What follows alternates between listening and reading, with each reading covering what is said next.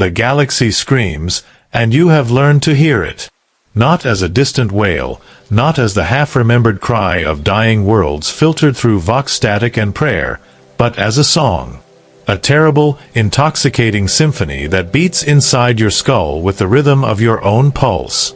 You were born beneath the Emperor's light, trained in his name, forged in the fires of 1,000 battles where righteousness was your armor and duty your blade. But somewhere between the trenches and the ash, between the blood and the betrayal, between the sermon and the silence, you heard something else. A whisper that knew your name before you spoke it. A promise that felt like truth when every hymn had begun to sound like lies. And now you stand on the threshold of ascension, no longer the soldier you were, no longer bound by oaths sworn to a corpse on a throne. You are something new. Something the Imperium does not have a word for except heretic, traitor, damned. But in the warp, in the screaming immaterium where gods walk and souls burn bright as suns, you are called champion. This is not a story of redemption. There is no path back from where you have gone, no forgiveness waiting in the shadowed chapels of a regime that would see you flayed and burned for even thinking the thoughts that now define you.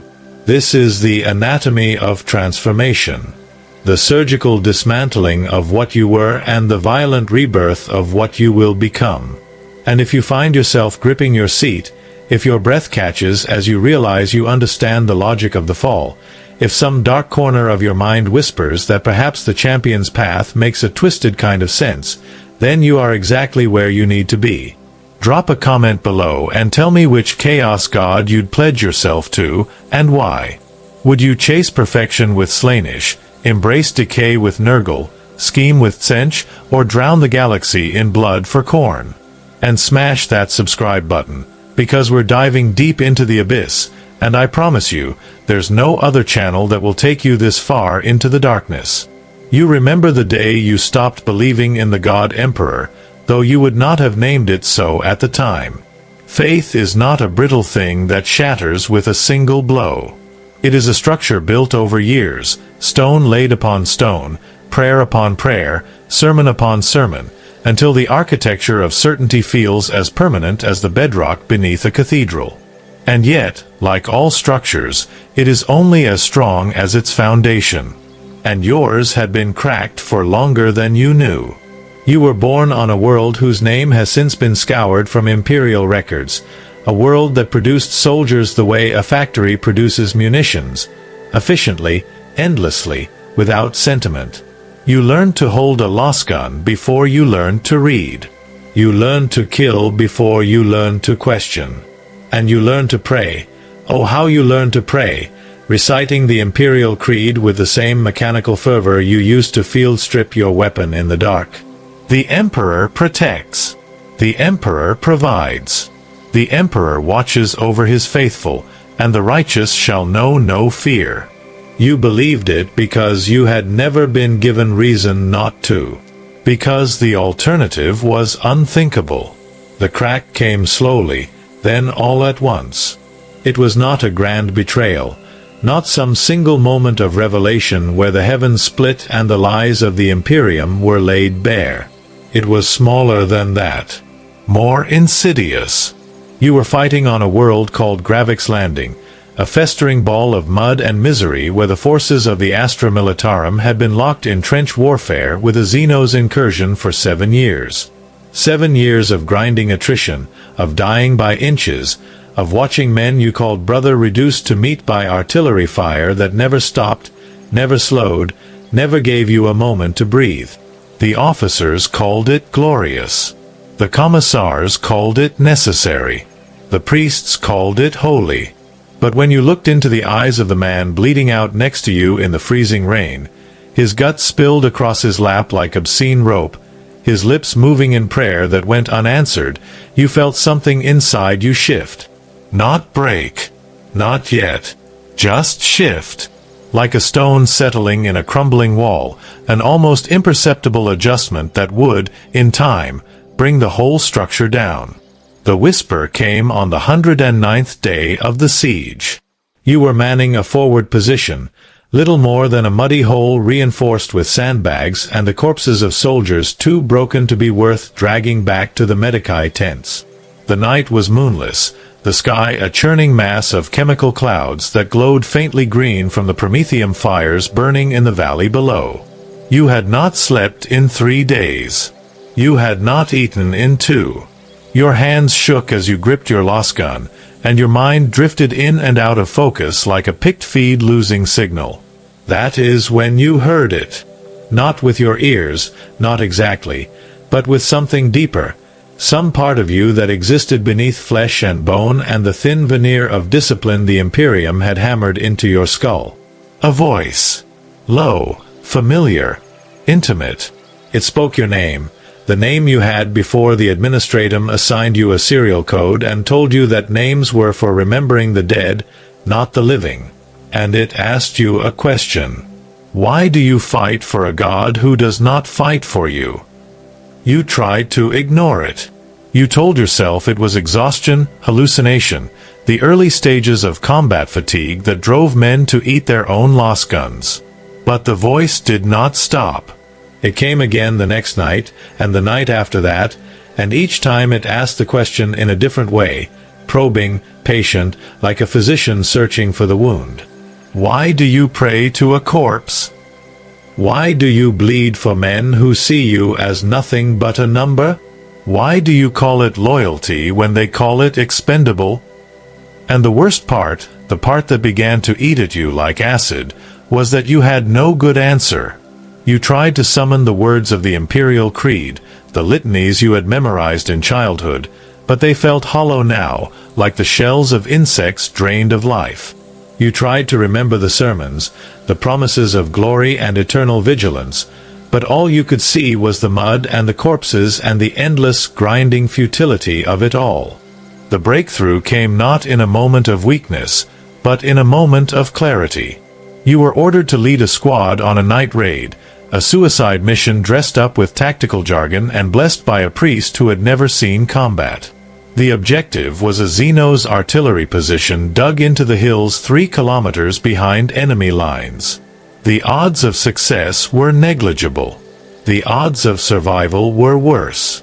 But orders were orders, and obedience was doctrine, and so you gathered your men, boys, really, none older than 20, and prepared to march into the dark.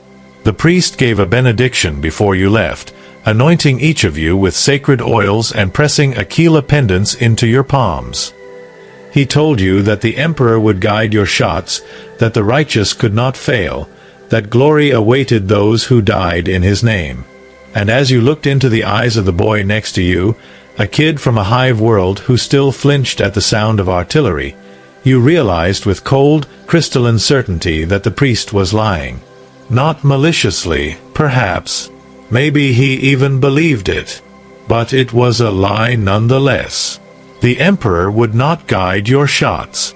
The Emperor would not shield you from the Xenos guns. The Emperor, if he existed at all, did not care whether you lived or died. The raid was a disaster. You lost half your squad in the first 30 seconds, cut down by sentries you never saw, their bodies torn apart by weapons that screamed as they fired.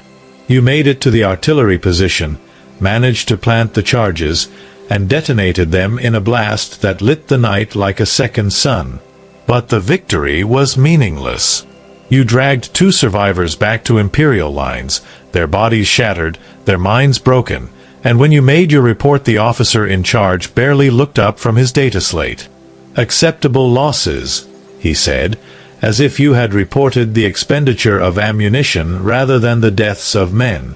And that was when the voice came back, no longer a whisper but a roar, a presence that filled your mind and drowned out every other thought. "They do not see you. They do not value you. To them, you are already dead. But I see you, and I offer you a choice." The choice was not explicit. It did not come with terms and conditions, with contracts written in blood and witnessed by demons. It was subtler than that. It was the offer of recognition, of being seen as more than a serial number and a rifle, of mattering in a universe that had spent your entire life convincing you that you did not. And in that moment, exhausted and broken and staring at the corpses of boys you had led to their deaths, you made a decision that would define every moment of your existence from that point forward. You said yes. Not out loud. You did not need to. The gods of chaos do not require words. They require only willingness, only the opening of a door you did not know existed until the moment you reached for the handle. And once that door is open, it can never be closed again. The physical changes came first, subtle enough that you could convince yourself they were not happening. A newfound strength in your limbs, a clarity of thought that cut through the fog of exhaustion, a sharpening of the senses that made the world around you seem brighter, sharper, more real than it had ever been. You performed better in combat, moved faster, hit harder, survived situations that should have killed you. Your squad mates noticed. They called you lucky, blessed, touched by the Emperor's grace. The irony was so thick you could taste it, metallic and bitter, like blood. But you said nothing. You smiled and accepted their praise and continued to fight, all the while feeling the presence in your mind growing stronger, more insistent, more intimately intertwined with your thoughts until you could no longer tell where you ended and it began. The real test came when the Commissar noticed. Commissars are paranoid by nature, trained to see heresy in every shadow, treachery in every hesitation. And you, with your sudden spike in performance, your uncanny ability to anticipate enemy movements, your eyes that seemed to glow faintly in the dark, you were an anomaly. He called you into his tent one night, a space thick with incense and the smell of old parchment, and he asked you questions in a voice like grinding stone. Where had you been born? Who were your parents? Had you ever had contact with unsanctioned psychers, mutants, heretics? You answered truthfully, at least at first, but the Commissar was not satisfied. He could smell the taint on you, though he did not yet have the evidence to execute you. And so he decided to test you. He ordered you to execute a prisoner, a captured cultist who had been babbling in tongues and scratching symbols into the floor of his cell. "Prove your faith," the Commissar said, handing you his bolt pistol. "Prove you are still loyal to the Emperor." You looked at the prisoner, a broken thing with hollow eyes and a mouth full of blood, and you felt no pity. But you also felt no righteousness, no holy zeal, none of the emotions you were supposed to feel when facing the enemies of mankind. You felt only a cold, practical assessment of the situation. The Commissar wanted you to kill this man to prove you were not tainted.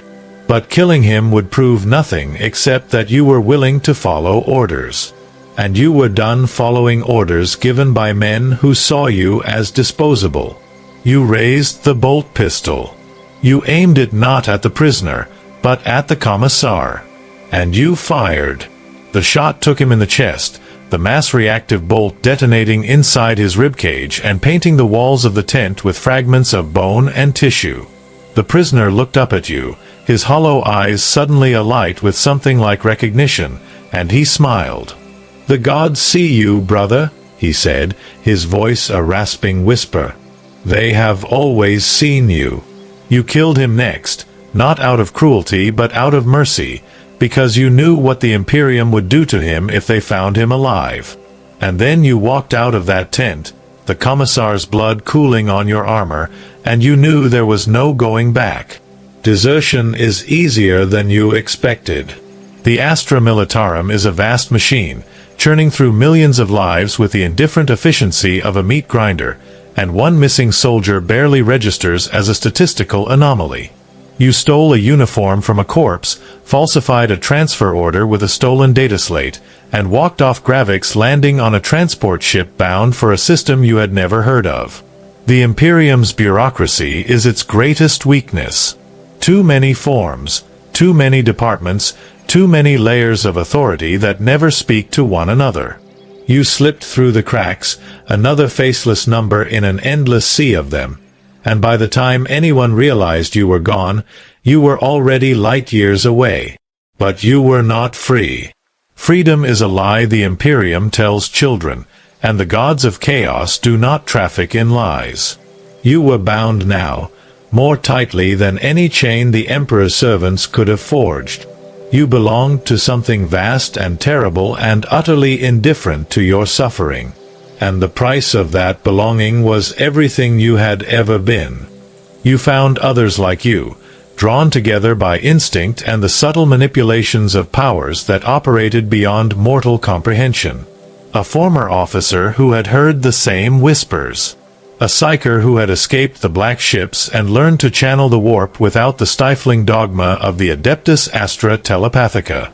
A tech priest who had seen the Omnissiah's cold equations and found them wanting, who now worshipped the god of change and mutation instead. Together, you were nothing.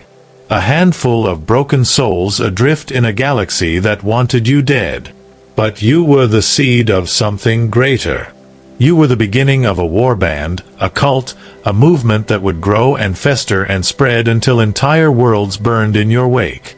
And at the center of it all was you, no longer a soldier, no longer a servant, but something new. Something the Imperium would call monster. Something the gods would call champion. The final transformation of this first stage came when you offered your first true sacrifice.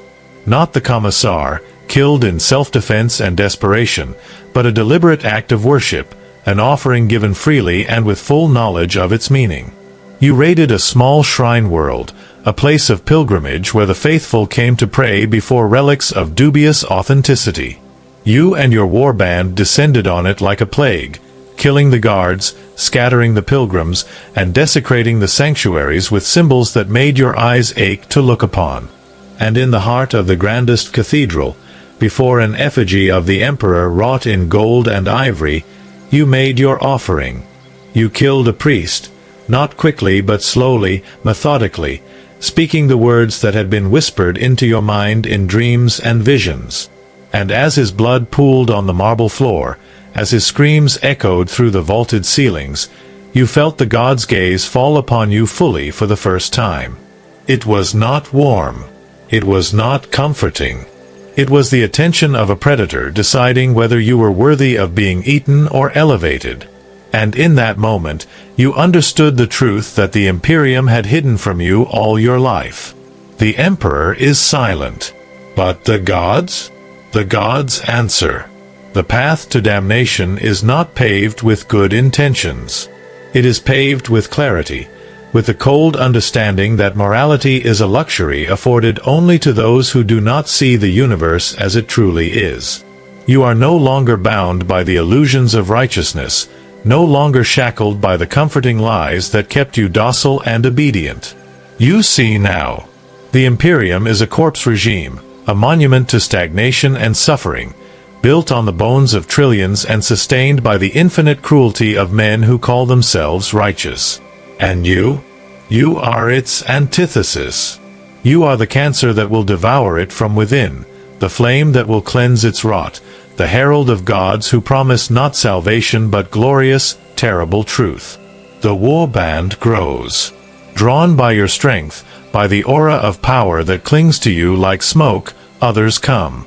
Former guardsmen with dead eyes and empty hearts.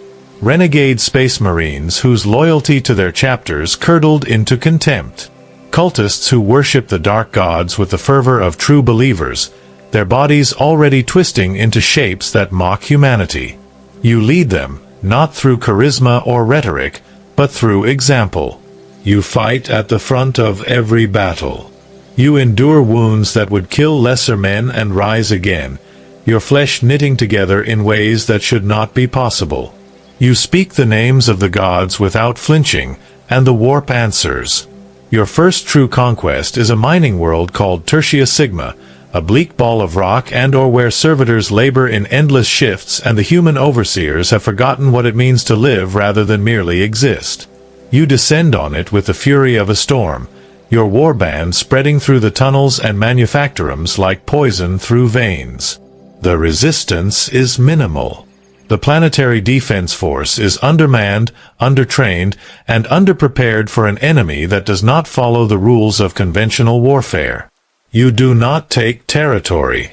You do not hold positions.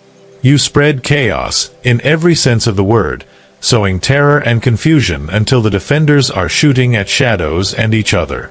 And when the final governor barricades himself in his fortress and calls for reinforcement that will not arrive in time, you walk through the front gate, alone, unarmed, and you speak to him in a voice that is no longer entirely your own.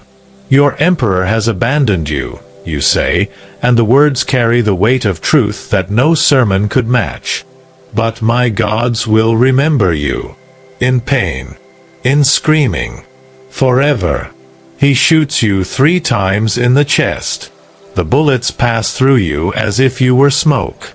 And then you show him what you have become. The ritual you perform in the governor's palace takes 3 days. You inscribe the walls with symbols taught to you in dreams, circles within circles, angles that hurt to look at, words in a language that predates humanity and will outlast it. You sacrifice his family, his advisors, his guards, not quickly but with the precision of an artist, each death a brushstroke in a masterpiece only the gods can appreciate. And on the 3rd day, the sky above Tertia Sigma splits open, and the warp bleeds through. Demons pour into reality, shrieking and laughing and killing with the mindless joy of children at play. The world burns. The servitors, freed from their shackles by death, stumble through the flames like puppets with cut strings. The overseers die screaming, and their screams are music. And you stand at the center of it all, arms raised, feeling the gods' pleasure wash over you like a warm tide. This is worship. This is purpose. This is what you were always meant to be. But the gods are not satisfied. They are never satisfied. Victory on Tertia Sigma earns you recognition, a whisper of approval that echoes through the warp and marks you as a rising champion. But it also paints a target on your back, both from the Imperium and from rivals within the warband who see your ascension as a threat to their own ambitions. The first challenger comes within a week, a hulking brute who had once been a space marine of the World Eaters, his armor fused to his flesh and his axes singing with demonic hunger. He challenges you publicly, in front of the entire warband, and the rules are simple. Fight until one of you is dead, and the survivor claims the warband, the favor of the gods, and the glory of victory.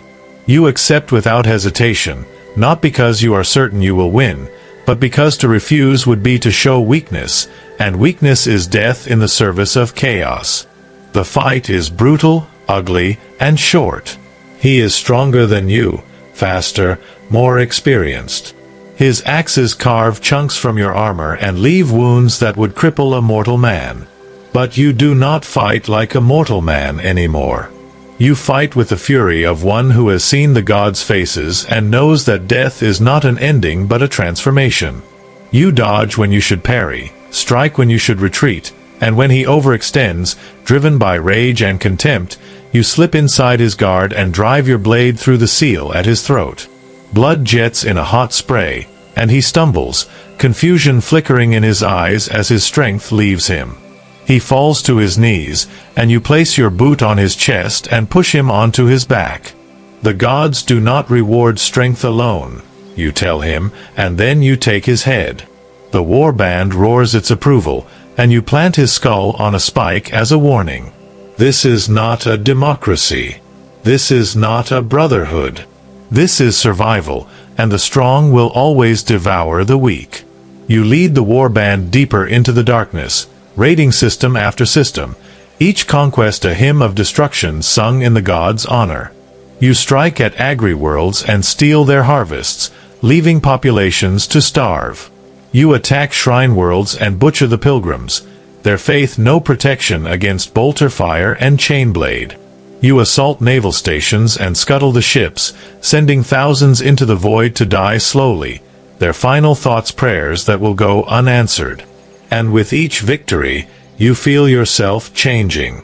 Not just physically, though your body warps and grows, muscles thickening, bones lengthening, your skin taking on textures and colors that no human genome could produce. But mentally, spiritually, you are becoming something other. You no longer dream of your old life, the faces of comrades long dead blurring into meaningless static. You no longer feel guilt or regret or even anger at the Imperium that made you. You feel only purpose, burning and absolute, a single-minded drive to ascend, to prove yourself, to earn the gods' ultimate blessing. You are no longer falling. You are ascending.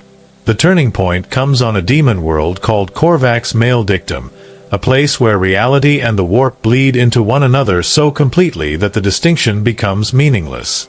The sky is a churning mass of color and screaming faces, the ground shifts beneath your feet like living flesh, and the air tastes of copper and ozone and something sweet that makes your teeth ache. You have come here seeking a relic, an ancient weapon said to be blessed by one of the chaos gods themselves, a blade that can cut not just flesh but fate itself. The pilgrimage is a test, a trial by ordeal that will prove whether you are worthy of the gods' continued favor. You are not alone. Others seek the blade as well, champions from rival warbands, each one as dangerous and desperate as you. The journey through Korvax's Maledictum is a descent into madness. Time does not flow correctly here. You walk for what feels like hours, only to realize you have been moving in circles, the landscape resetting itself like a loop in a broken picked feed. You encounter creatures that should not exist, amalgamations of flesh and metal and warp stuff that defy classification. Some attack. Some ignore you. Some speak, their voices layered and discordant, asking questions that hurt to hear and riddles that have no answers. You kill when you must, flee when you can, and endure when you have no other choice. Your warband dwindles, picked off one by the planet's horrors, until only you and a handful of the most resilient remain. And still, you press forward, driven by a hunger that goes beyond ambition, beyond greed, beyond anything so simple as desire. You need this. Not for power, though power will come, but to prove to yourself and to the gods that you are more than the broken soldier who first heard the whisper in the mud of Gravik's landing. You are a champion, and you will not fail. The blade is guarded, of course.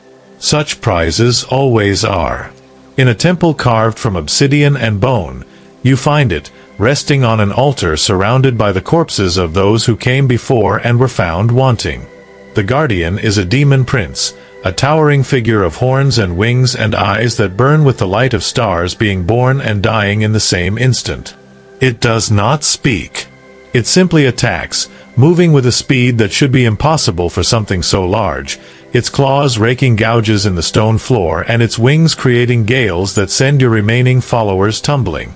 You fight alone, not by choice but by necessity, because this is your trial, your test, and the gods will not allow others to share your glory or your failure. The battle lasts an eternity, or perhaps only seconds. Time is meaningless here.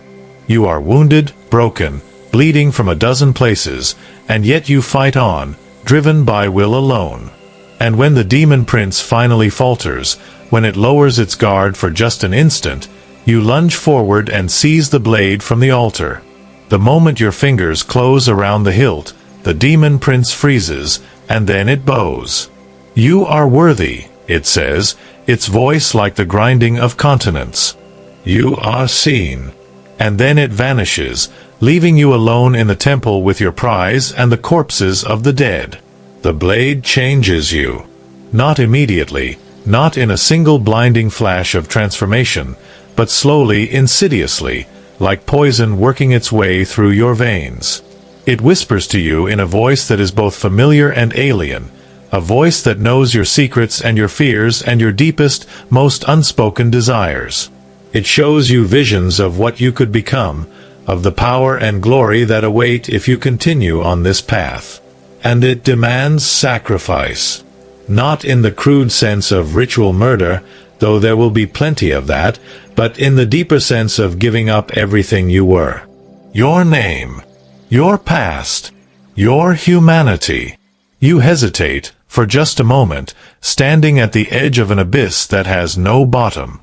And then you step forward, and the fall begins in earnest. You return from Korvac's male dictum changed, not just in body but in presence.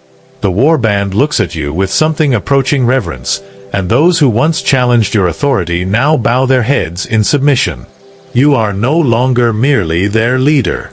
You are their prophet, their conduit to the gods, their living proof that ascension is possible. You lead them on a crusade that spans a dozen systems, each conquest more audacious than the last. You assault a fortress monastery of the Adeptus Astartes, killing the Space Marines in their own halls and desecrating their chapel with symbols that make the stone itself weep. You raid a black ship and free the psychers it carries, turning them loose to wreak havoc before they burn themselves out in a conflagration of uncontrolled warp energy. You even dare to attack an inquisitorial conclave, slaughtering the inquisitors and claiming their relics as trophies. Each act is a declaration, a challenge thrown in the face of the Imperium and the gods themselves. You are not merely surviving. You are thriving. You are ascending. And yet, even now, there are moments of doubt. Not regret, not guilt, but a cold, creeping awareness that you are no longer in control of your own destiny. The gods guide your steps, yes, but they also constrain them, shaping you into the weapon they need rather than the person you might have been. You wonder, in the quiet moments between battles, if this is truly freedom or simply a different kind of slavery. But the thought never lasts long. The blade whispers, the warp calls, and you march forward, because what else is there? The Imperium is a lie, and the gods are truth, and if that truth is terrible and cruel and utterly indifferent to your suffering, well, at least it is honest. At least it sees you. And in the end, is that not what you always wanted? To be seen? To matter? To carve your name into the flesh of the galaxy so deeply that it can never be erased? You are a champion of chaos, and the path ahead is paved with the bones of those who stood in your way.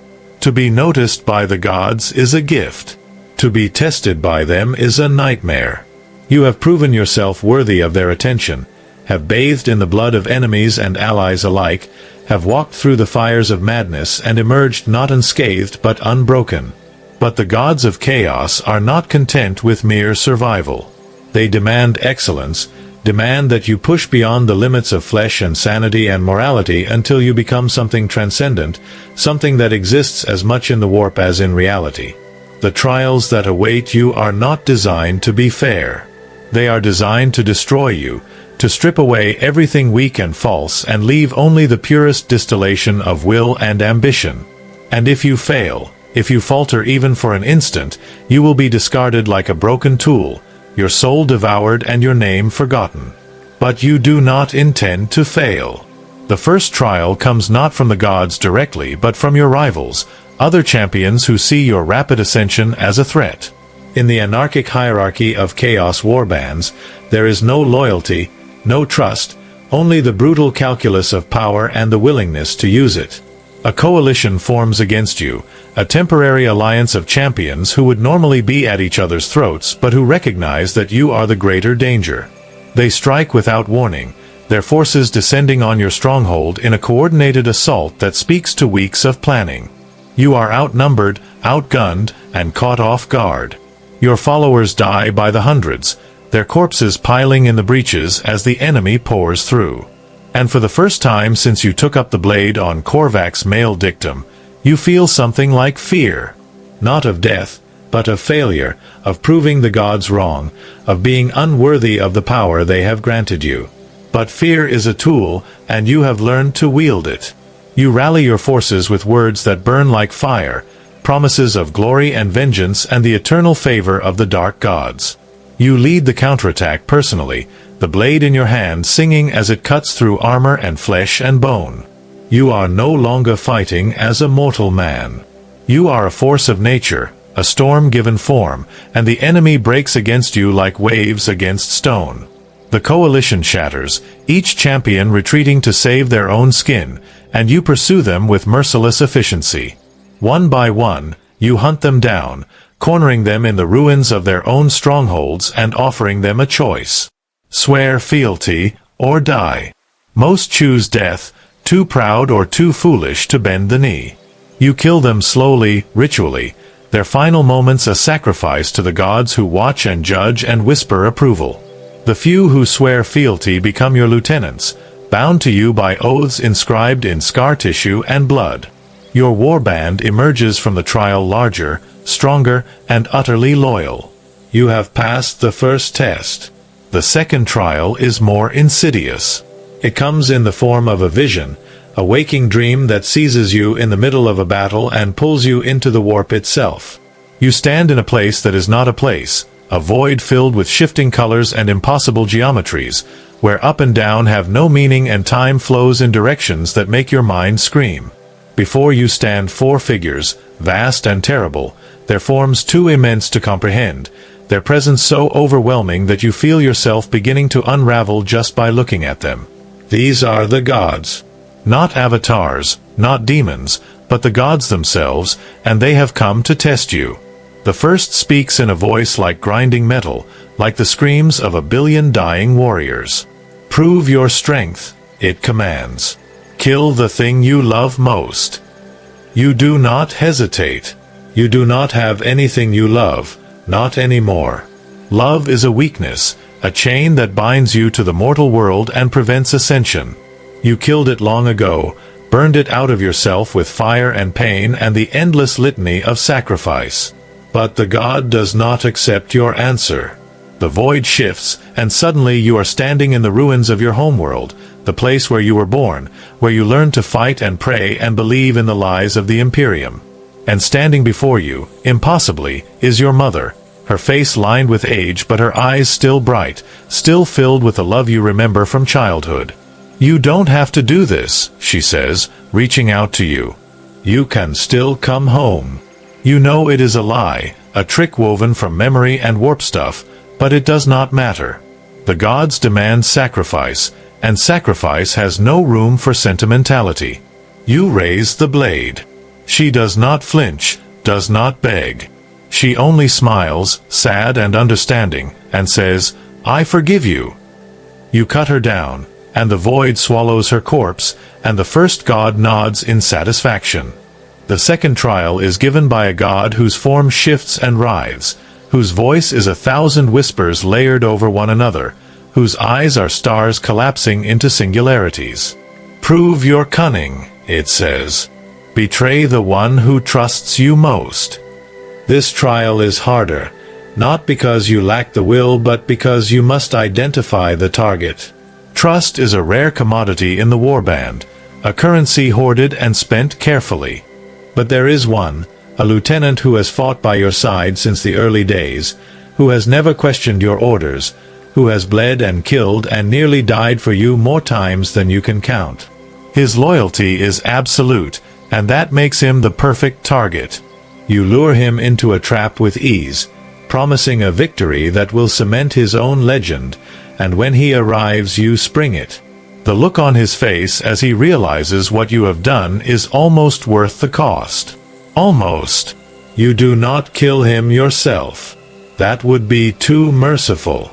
Instead, you hand him over to the rival champion he has spent years trying to destroy, a gift-wrapped offering that earns you a powerful ally and proves your cunning to the gods. The second god laughs, a sound like breaking glass, and nods.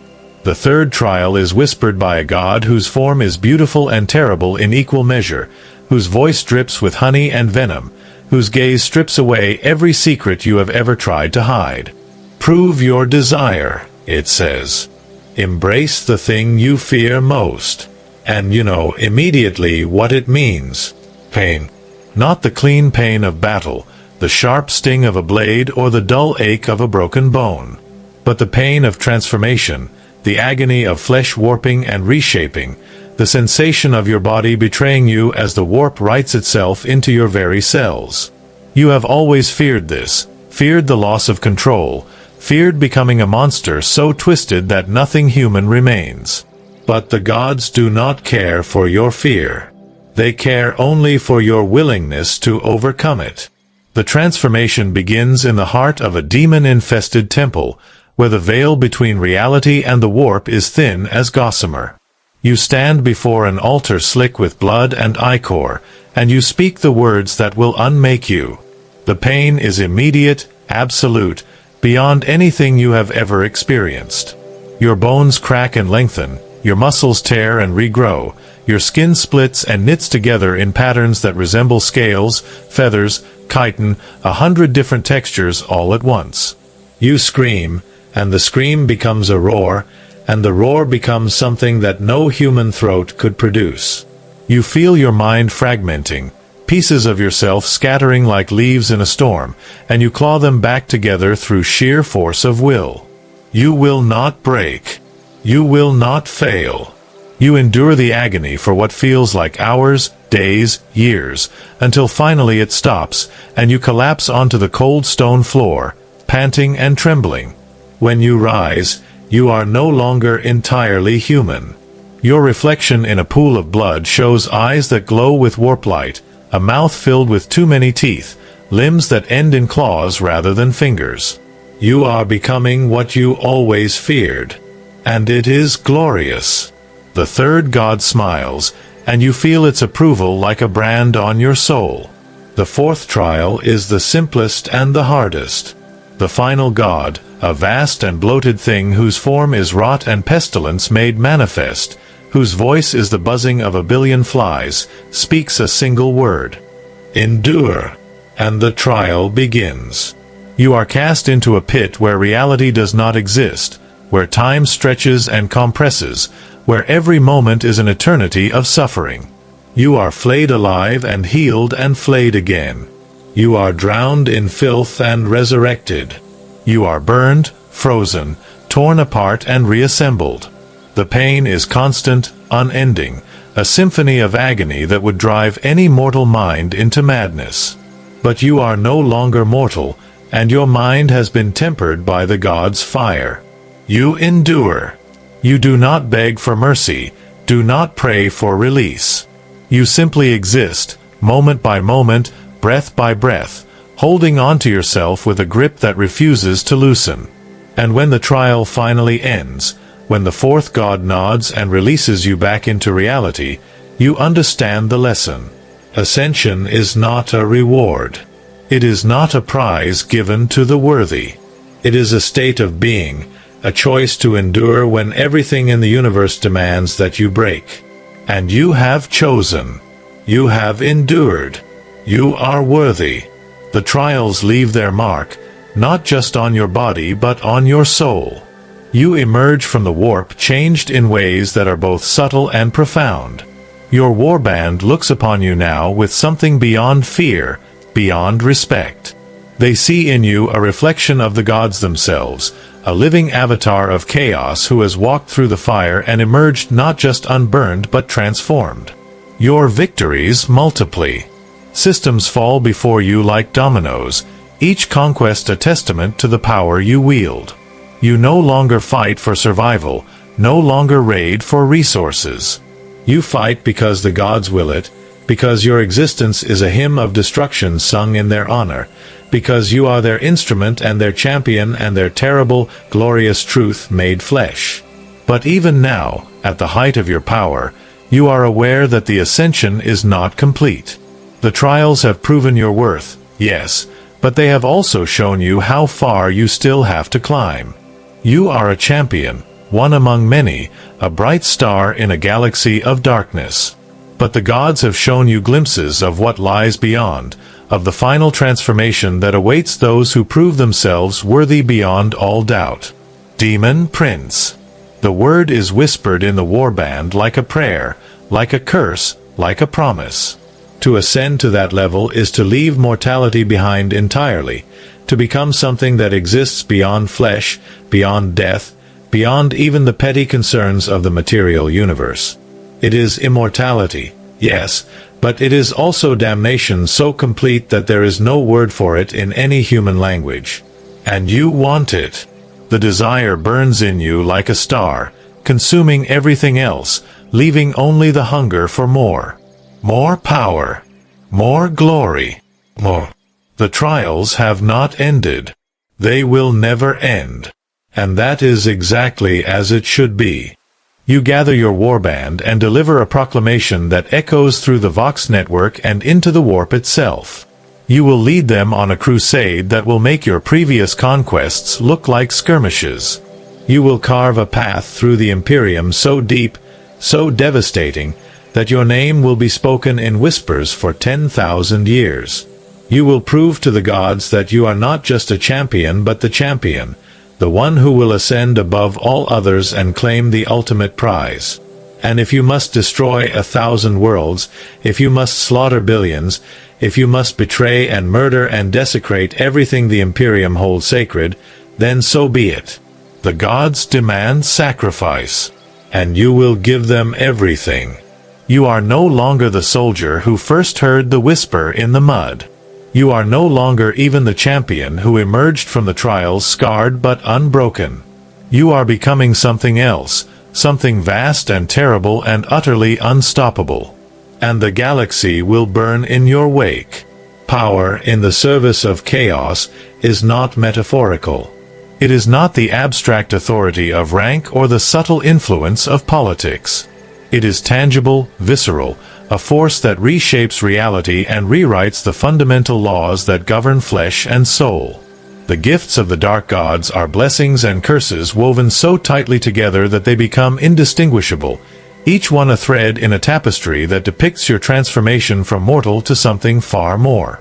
You have earned the gods' attention through blood and sacrifice, through endurance and cunning and the willingness to embrace damnation with open arms.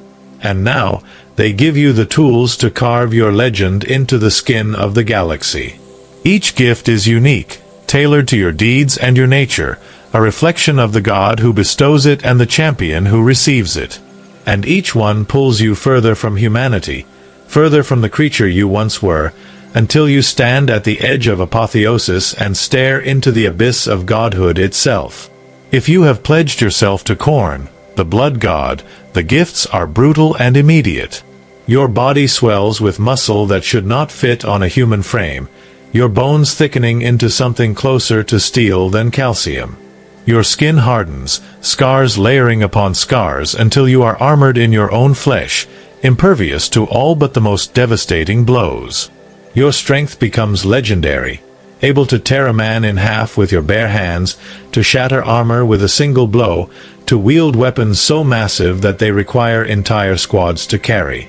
But the true gift is not the power itself, but the rage, the endless, all-consuming fury that drowns out every other emotion and leaves only the desire to kill.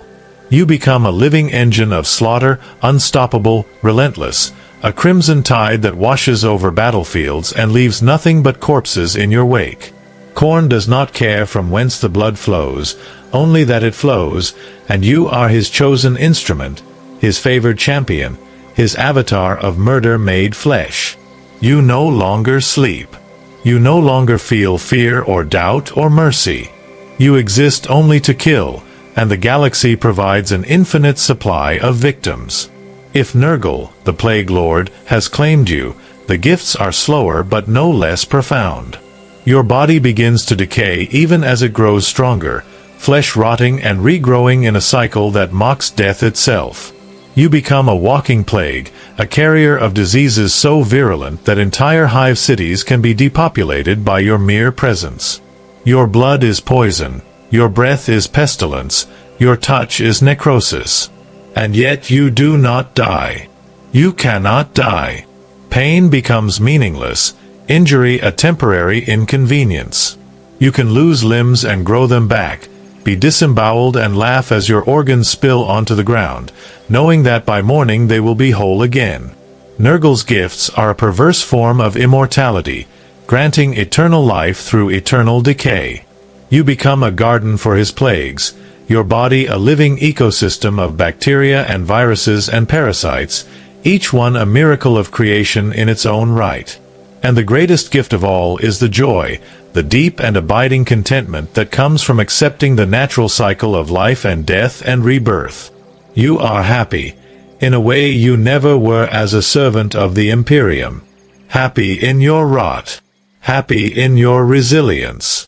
happy to spread Grandfather Nurgle's blessings to all who cross your path.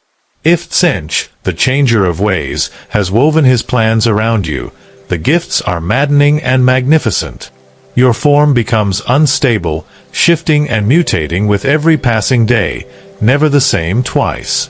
You grow extra limbs that vanish by morning, eyes that open on your palms and whisper secrets, wings of feather and flame that carry you through the warp itself. Your mind expands, consciousness fracturing into 1,000 shards that see 1,000 possible futures all at once. You know things you should not know, see patterns invisible to mortal eyes, understand the hidden connections that bind reality together. You become a sorcerer of terrifying power, able to bend the warp to your will, to summon demons with a word, to unravel the fabric of space and time and weave it into new configurations. But the gift comes with a price. You can never be certain of anything, can never trust your own perceptions, because Tsench delights in deception and even his champions are not immune to his games. You see plots within plots, conspiracies that may or may not exist, futures that shift and change with every decision you make. Knowledge is power, yes, but it is also madness, and the line between the two blurs until you can no longer tell which side you are on.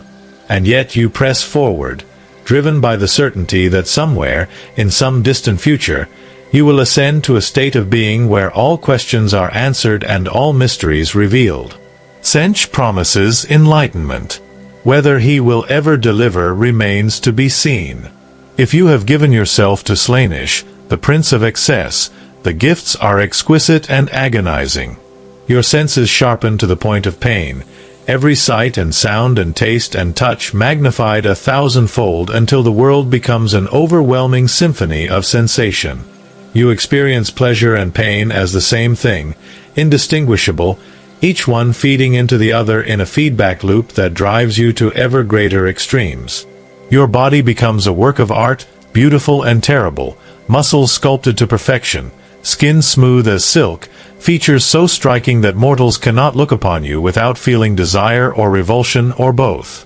You move with inhuman grace, every gesture deliberate, every action performed with the precision of a master artisan. But the true gift is the hunger, the insatiable need for more, always more sensation, more experience, more everything. You chase perfection in all things, not because you believe you will achieve it, but because the pursuit itself is the point. You fight not for victory, but for the thrill of combat, for the rush of adrenaline and the ecstasy of the kill. You create not for legacy, but for the joy of creation, for the satisfaction of bending the world to your vision. And when even that is not enough, when the ordinary sensations of existence become dull and lifeless, you turn to darker pleasures. Pain inflicted and received. Taboos shattered. Boundaries crossed. Nothing is forbidden. Nothing is too extreme, because Slaanesh demands that you live at the absolute edge of experience, and to pull back even for a moment is to fail. You are an addict, and the drug is existence itself, and there is no cure, no recovery, only the endless spiral into excess. The gifts do not come without cost. Every blessing is also a curse, every increase in power a step further from the humanity you once claimed. Your body warps, yes, but so too does your mind, your soul, the very essence of what you are. You begin to forget things, small details at first, the name of your homeworld, the face of a childhood friend, the taste of food that was not laced with warp taint. Then larger things. Your past. Your reasons. The line between yourself and the God you serve. You catch yourself speaking in voices that are not your own, thinking thoughts that do not originate in your mind, acting on impulses that come from somewhere deep in the warp. And you wonder, in the rare moments of clarity, if you are still you, or if you have become merely an extension of the God, a puppet dancing on strings woven from warp stuff and ambition. But the thought never lasts. The power is too intoxicating, the gifts too magnificent, and the alternative, remaining weak, remaining mortal, remaining bound by the limitations of flesh and fear, is unthinkable. Your warband sees the changes and reacts with a mixture of awe and terror. Some worship you openly, building shrines in your honor, offering sacrifices to earn your favor, whispering prayers that blend your name with the name of the god you serve. Others fear you, keeping their distance, speaking in hushed tones about the monster you have become. A few, the boldest or the most foolish, plot against you, seeing your transformation as a sign of weakness rather than strength. They believe that you are losing yourself, that the gifts have consumed you, that you can be overthrown. You deal with them swiftly and without mercy, making examples that ensure no one else will make the same mistake.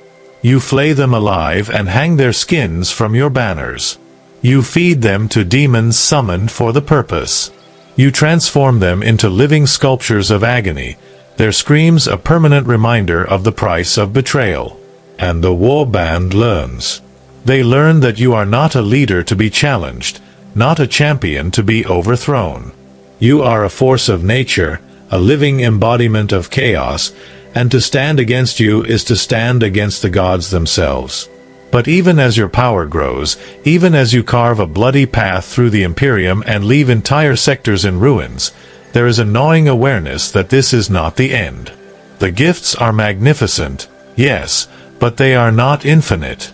There are limits, boundaries you have not yet crossed, heights you have not yet reached. You hear whispers of other champions who have ascended further, who have undergone the final transformation and become demon princes, entities that exist beyond mortality, beyond death, beyond even the Imperium's ability to comprehend. And you want it. The desire is a fire that consumes everything else, a hunger that grows with every victory, every sacrifice, every gift bestowed. You are close, so close, to the ultimate ascension. But close is not enough. The gods demand more. They always demand more. And you will give it to them, no matter the cost. The final gift, the one that marks you as truly ascendant, comes not as a physical transformation but as a moment of understanding. You stand on the bridge of your flagship, staring out at the void, and for the first time you see the galaxy as the gods see it. Not as a collection of stars and planets and civilizations, but as a canvas, a blank slate waiting to be painted with the colors of chaos. Every world is a potential offering, every soul a thread in the great tapestry, every moment an opportunity to further the gods' designs. And you understand, with a clarity that borders on revelation, that you are not a pawn in their game. You are a player, a co-creator, an architect of the future they envision. Your choices matter. Your actions shape reality. And the power you wield is not just a gift but a responsibility, a burden that only the strongest can carry. You turn to your warband, gathered in the vastness of the flagship's assembly hall, and you speak. Your voice carries not just through the Vox system but through the warp itself, resonating in the minds of every follower, every cultist, every demon bound to your service. We are not conquerors, you tell them, the words flowing from a place deeper than thought. We are heralds. We do not destroy for the sake of destruction. We destroy to make way for the new, for the truth, for the galaxy as it was always meant to be. The Imperium is a lie, a monument to stagnation and fear.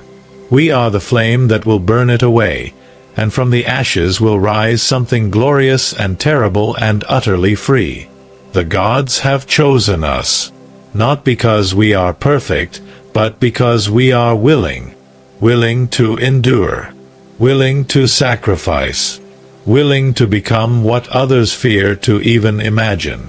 So follow me into the darkness, into the warp, into the very heart of the Imperium. And together, we will carve our names into history so deeply that they can never be erased. The warband roars its approval, a sound like thunder, like the breaking of worlds. And you feel the gods' presence, vast and approving, wrapping around you like a shroud. You have proven yourself worthy of their gifts.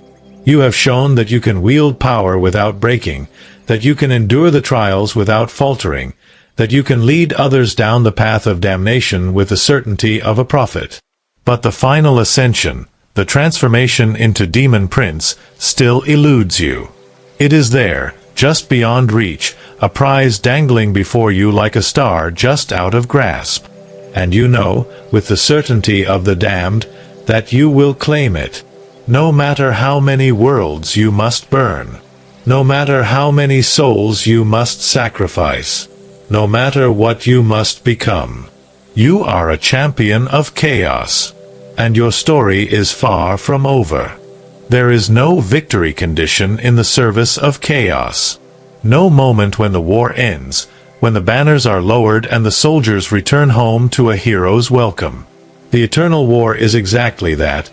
Eternal, unending, a cycle of violence and conquest and sacrifice that will continue long after your body has crumbled to dust and your name has been forgotten by all but the gods.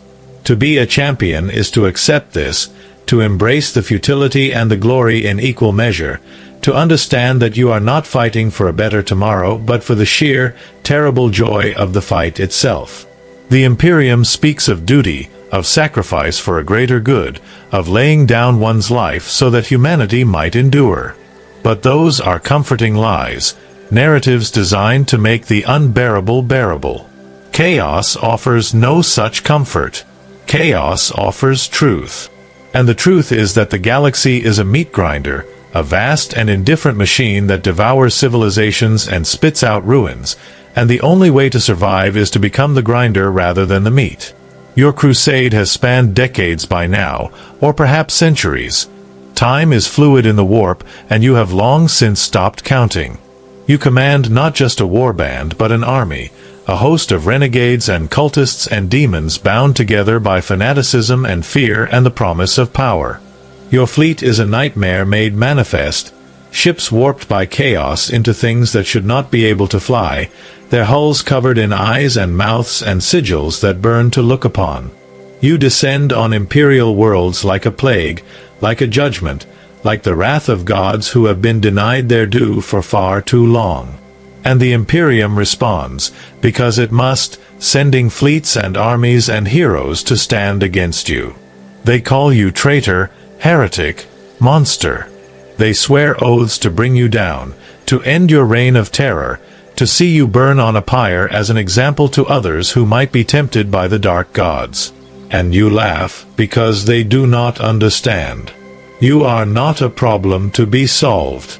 You are a force of nature. You are inevitability given form.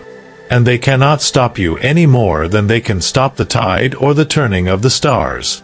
The battles blur together, each one a variation on the same theme. You strike at agri-worlds and watch as populations starve when the harvests burn. You assault forge worlds and corrupt the tech priests, turning their manufactorums into shrines that produce weapons of chaos rather than tools of the Imperium. You raid shrine worlds and slaughter the pilgrims, desecrating holy sites with rituals that leave the ground cursed for generations. And with each victory, your legend grows. Songs are sung about you in the warband, hymns of praise that mix your name with the names of the gods. Cultists on 1,000 worlds whisper your story to new recruits, painting you as a savior, a liberator, a prophet who will free humanity from the tyranny of the corpse emperor.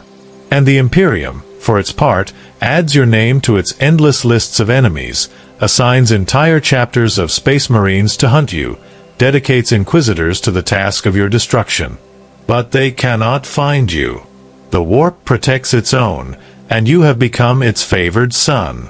But even in victory, there is no peace. The warband is a powder keg, always one spark away from igniting into open warfare. Rivalries fester. Ambitions clash. The same forces that drive men to serve chaos, the hunger for power, the refusal to submit, the belief that they alone are worthy, make them terrible allies. You spend as much time managing internal conflicts as you do fighting the Imperium, executing challengers, brokering alliances, and occasionally purging entire factions when they become more trouble than they are worth. It is exhausting, maddening, and yet you thrive on it, because this too is part of the test. The gods are watching, always watching, and they judge not just your victories but how you achieve them, how you lead, how you navigate the treacherous waters of chaos politics. A weak champion would be devoured by their own followers. A strong champion turns them into weapons. The Imperium is not your only enemy. Other champions, other warbands, rival factions within the Eye of Terror and beyond, all see you as a threat, a competitor for the gods' favor. Some challenge you openly, launching raids on your territories, assassinating your lieutenants, attempting to steal your relics and artifacts. Others are more subtle, spreading rumors, sowing dissent within your ranks, undermining your authority with whispers and lies. You respond with overwhelming force, making examples that leave no room for misunderstanding. You crush rebellions before they begin, hunt down traitors with relentless efficiency, and turn would-be rivals into cautionary tales. And slowly, grudgingly, the other champions learn to respect you, if not fear you. You are not the strongest, not the most cunning, not the most favored. But you are relentless, unstoppable, a tide that never ebbs. And in the eternal war, that is often enough. The greatest threat, however, comes not from without but from within. The gifts of the gods are magnificent, but they are also corrosive, eating away at your sanity and your sense of self with every passing year. You begin to lose track of who you are, your identity fragmenting into a mosaic of memories and personas that do not quite fit together. You have been so many things: soldier, traitor, champion, prophet, and the lines between them blur until you can no longer remember which one is real. You catch yourself speaking in the voice of the god you serve, thinking thoughts that are not your own, acting on impulses that come from the warp rather than from any conscious decision. And you wonder, in the moments of clarity that grow rarer and rarer, if you are still a person or if you have become merely a mask worn by something far older and far more terrible. The thought terrifies you, but it also exhilarates you, because perhaps that is what ascension truly means. Not the transformation of the body, not even the expansion of power, but the dissolution of self, the merging of mortal and divine until the distinction becomes meaningless. The gods whisper to you constantly now, their voices a chorus that drowns out all other thought. They show you visions of the future, of the galaxy burning, of the Imperium collapsing under the weight of its own rot, of chaos ascendant and triumphant. They show you your place in that future, not as a champion but as something more, a demon prince, an immortal, an entity that will endure long after the stars themselves have died. The vision is intoxicating, seductive, and utterly irresistible. You are so close now, closer than you have ever been, to the final transformation. One more sacrifice. One more victory. One more act of devotion, and the gods will grant you the ultimate gift. And so you plan your greatest raid yet, a strike at the heart of the Imperium that will cement your legend and prove once and for all that you are worthy. The target is a cardinal world, a planet so steeped in faith and devotion that its cities are built around cathedrals the size of mountains, and its population numbers in the billions. It is a symbol of everything the Imperium represents: blind obedience, fervent belief, the worship of a corpse on a throne. And you will destroy it. Not quickly, not cleanly, but slowly, methodically, turning it into a monument to chaos that will stand as a warning to all who oppose you. The raid is audacious, suicidal even, but you do not care. You have lived too long in the shadow of doubt, too long in the knowledge that ascension is just out of reach. This will be the act that pushes you over the edge, that transforms you from champion to something far greater. You gather your forces, the full might of your warband, and you descend on the cardinal world like a hammer of the gods. The battle is apocalyptic. The defenders fight with the desperation of the faithful, throwing themselves at your forces in waves, singing hymns as they die. The Adeptus Sororitas march into battle with bolters and flammers, burning your cultists alive and dying with prayers on their lips. The Adeptus Astartes arrive, Entire companies deploying from orbit to hold the line, their armor gleaming and their bolters roaring. And you meet them head-on, the blade in your hand singing as it cuts through ceramite and flesh, your warband surging forward like a tide of blood and fire. The battle lasts for days, the streets of the cardinal world running red, the cathedrals collapsing under the weight of artillery fire, the skies filled with ash and the screams of the dying. And at the center of it all is you, a whirlwind of destruction, a living avatar of chaos who cannot be stopped, cannot be slowed, cannot be killed. You carve a path through the defenders, killing champions and heroes and saints, desecrating altars and burning relics, and with each act of destruction you feel the gods' approval growing, their presence wrapping around you like a cocoon. The final confrontation comes in the heart of the grandest cathedral, a structure so vast that its ceiling is lost in shadow, its walls covered in murals depicting the emperor's glory. You stand before the altar, surrounded by the corpses of those who tried to stop you, and you speak the words that will complete the ritual. The words that will open the way, that will allow the warp to pour through and consume this world, that will transform it into a demon world and you into its prince. And as the words leave your lips, as the air splits and the warp bleeds through, you feel the transformation begin. Pain, yes, more pain than you have ever experienced, but also ecstasy, a sense of rightness and completeness that transcends anything mortal language can describe. Your body warps, grows, changes, bones lengthening and muscles thickening and skin splitting to reveal something beneath that is not flesh but warp stuff given form. You scream, and the scream becomes a roar, and the roar becomes a sound that has no name in any human tongue. And then it stops. You open your eyes, all of them, for you have more than two now, and you see the world as the gods see it. Not as matter and energy but as emotion and thought, as currents in the warp that flow and shift and change. You are no longer bound by flesh, no longer constrained by mortality. You are a demon prince, an immortal, a god in your own right. The warband looks upon you with awe and terror, falling to their knees in worship, and you feel their devotion like a physical force, feeding into you, strengthening you. You have done it. You have ascended. You are everything you ever dreamed of becoming, and more.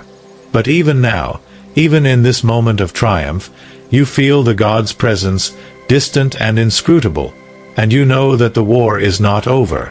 It will never be over. You are no longer a pawn, but neither are you free. You are bound to the gods by ties deeper than loyalty, deeper than faith, ties woven from the very fabric of your being. And they will call on you again, and again, and again, for as long as the galaxy endures. You rise from the ruins of the cathedral, spreading wings that were not there a moment ago, and you look out over the burning world. The Imperium will send more armies, more fleets, more heroes to try and stop you. And you will crush them, again and again, because that is what you are now. A force of nature. A living embodiment of chaos. A demon prince who will carve his name into the flesh of the galaxy and ensure that it is never forgotten. The eternal war has no end, no victory condition, no moment of peace. But it has you. And in the grim darkness of the far future, where there is only war, perhaps that is enough. You are a champion of chaos. You are a prince of demons.